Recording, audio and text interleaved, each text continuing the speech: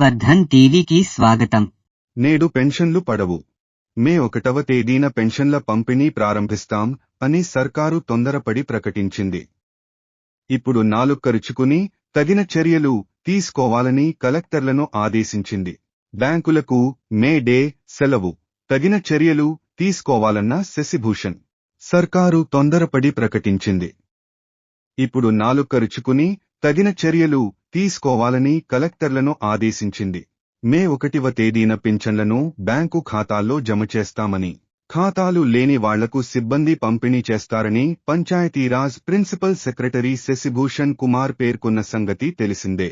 అయితే మే 1వ తేదీ కార్మికుల దినోత్సవం సందర్భంగా బ్యాంకులకు సెలవు.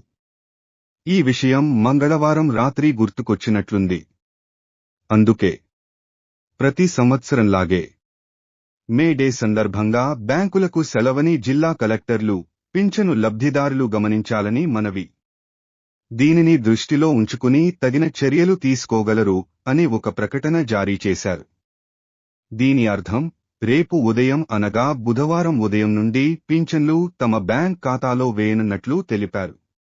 మరెన్నో వార్తా సమాచారం మరియు లేటెస్ట్ అప్డేట్స్ చూడడానికి, వినడానికి వర్ధన్ టీవీని సబ్స్క్రైబ్ చేసి బెల్ బటన్ను యాక్టివేట్ చేయండి.